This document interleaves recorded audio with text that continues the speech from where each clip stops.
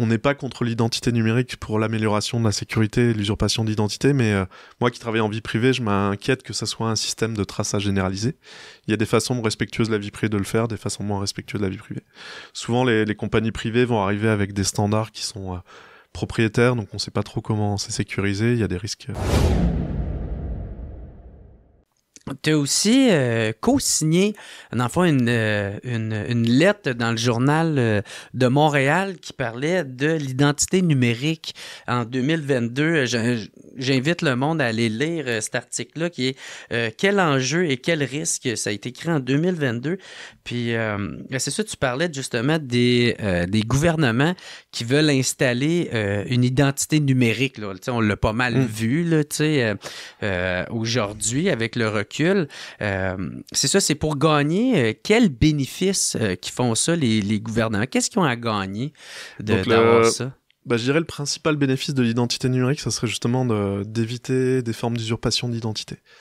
Donc une identité numérique, ça serait comme le gouvernement du Québec met en place une façon de vérifier l'identité des citoyens pour accéder par exemple à des services gouvernementaux, donc payer les impôts ou récupérer des pièces d'identité, mais ça peut aussi après être interconnecté avec les banques par exemple. Ça pourrait servir à prouver à sa banque quand je me connecte que c'est bien moi, pas parce que le Québec a mis en place quelque chose qui permet de valider l'identité. Ouais, ben ça, il y a juste en partenaire là maintenant. Ouais. Ou ça peut être même, il y avait des idées que quand tu vas à la SAQ, on puisse prouver que tu as plus de 18 ans par ton identité numérique. Okay. Et donc, je dirais le bénéfice global, le plus important, ça serait en termes de sécurité, d'éviter l'usurpation d'identité. Okay. Parce que... Puis, la question, moi, qui vient avec ça, là, puis je suis sûr que tu me vois venir 10 000 à la ronde, mais est-ce que les gouvernements, ils ont les infrastructures, les structures, la compétence pour être capables de gérer ça, là, parce que là, en tout cas, moi, te laisser répondre, là, mais moi, j'en doute, là, tu sais. Ouais, ben globalement, ça, c'est un des gros enjeux. Donc, pour moi, l'identité numérique, c'est typiquement le genre de service qui doit être fourni par l'État. Donc, il faut que l'État se dote des moyens nécessaires pour le faire. Justement, pour éviter que ça soit Donc, il y a plusieurs enjeux. Donc, si tu avais une compagnie privée qui arrive et qui va dans le gouvernement du Québec, qui vous dit, moi, je vous offre ma solution clé en main, il y a plusieurs enjeux. D'abord, cette compagnie va sûrement collecter beaucoup de données par l'usage qui va être fait de l'identité numérique. Donc, on revient au risque qu'on a discuté dans la première partie. Ensuite, elle va proposer sa solution, mais peut-être qu'il y a plusieurs façons de faire une identité numérique. Donc ça, c'est une des choses qu'on avait discuté dans la lettre, c'est que on n'est pas contre l'identité numérique pour l'amélioration de la sécurité et l'usurpation d'identité, mais moi qui travaille en vie privée, je m'inquiète que ça soit un système de traçage généralisé. Il y a des façons respectueuses de la vie privée de le faire, des façons moins respectueuses de la vie privée. Souvent, les compagnies privées vont arriver avec des standards qui sont propriétaire, donc on sait pas trop comment c'est sécurisé, il y a des risques. Un autre enjeu, c'est que suppose que le gouvernement du Québec fait un contrat pendant 5 ans avec 100 millions de dollars par année, puis au bout de 5 ans, la compagnie leur dit finalement maintenant ça coûte beaucoup beaucoup plus cher, ça va être 500 millions par année. Donc t'es comme pris aussi dans t'as le bras dans l'engrenage, là, vu que tu viens de donner ces données-là. Ouais, donc il y a les questions de souveraineté des données qui reviennent aussi beaucoup en ce moment. Est-ce que ces données vont être hébergées au Québec? Souvent, elles sont hébergées aux États-Unis. Aux États-Unis, parce que c'est Amazon, dans le fond, avec leur serveur. Ouais. Donc, il y a le Cloud Act qui permet au gouvernement, au service secret américain de demander accès à ces données sans que les clients soient avertis. Donc, il y a des enjeux de... Sécurité nationale? Ouais. Ben ouais, parce que là, gars, il s'est passé ça à l'hiver 2025, une guerre commerciale entre les États-Unis et le Canada, quand on était persuadé que c'était des alliés. Tu sais, il a fallu qu'il arrive ça pour qu'on réalise, Chris, peut-être on a besoin de plus de souveraineté puis moins de dépendre des États-Unis de façon commerciale. Si tu prends l'exemple de la guerre commerciale, tu sais, je sais pas comment les négociations ont lieu entre les États-Unis ou le Canada en ce moment vont avoir lieu, mais l'information, en fait, c'est du pouvoir dans les négociations. Si t'arrives, si tu sais, au Canada, si je faisais telle mesure tarifaire sur tel produit, je pense que ça va impacter la population parce que j'ai une vision très fine parce que j'ai des profils détaillés. Ben oui. On leur facilite la job. Ouais, c'est ça, où tu peux arriver avec ou alors tu sais, peut-être qu'ils vont être prêts à lâcher telle chose parce que...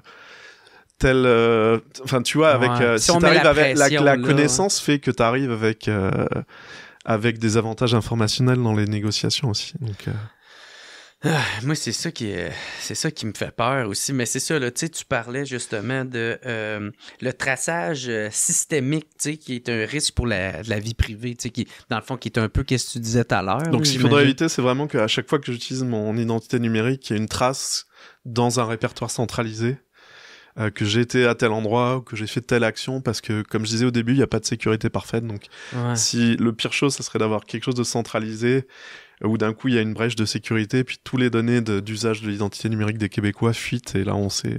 Parce que ça arrivait souvent, là, tu sais, moi j'ai demandé à ChatGPT, tu sais, si les données québécoises ont déjà été compromises, tu sais, puis tabarnak, il m'en a sorti plein, là, tu sais, la MTQ en 2014, la RAMQ en 2019, Revenu Québec en 2019, la CCQ en 2023, puis là j'en ai nommé juste 4, là, tu sais, puis il y en avait plein. Fait que, tu sais, je reviens un peu à ma question initiale de est-ce que le gouvernement est capable de protéger nos données, tu sais? Ben, je pense s'ils mettaient les ressources, je pense que oui. Il y a toujours la question, en ce moment, avec les questions de budgétaires, c'est compliqué. Ouais. Mais est-ce qu'à l'interne, excuse, je vais reformuler ma question aussi, une sous-question qui vient avec ça, c'est que, tu sais, parce que est-ce qu'à l'interne, je sais pas, ils font-tu des investissements pour développer les nouveaux travailleurs? Est-ce qu'il y a une meilleure connaissance qui puisse, à l'interne, avoir cette compétence-là pour faire... Tu sais, parce que souvent, c'est un peu ça le problème, c'est que le privé ont la compétence, puis au gouvernement, ils l'ont pas vraiment, puis ils ont une confiance un peu aveugle au privé ou à une personne de l'externe.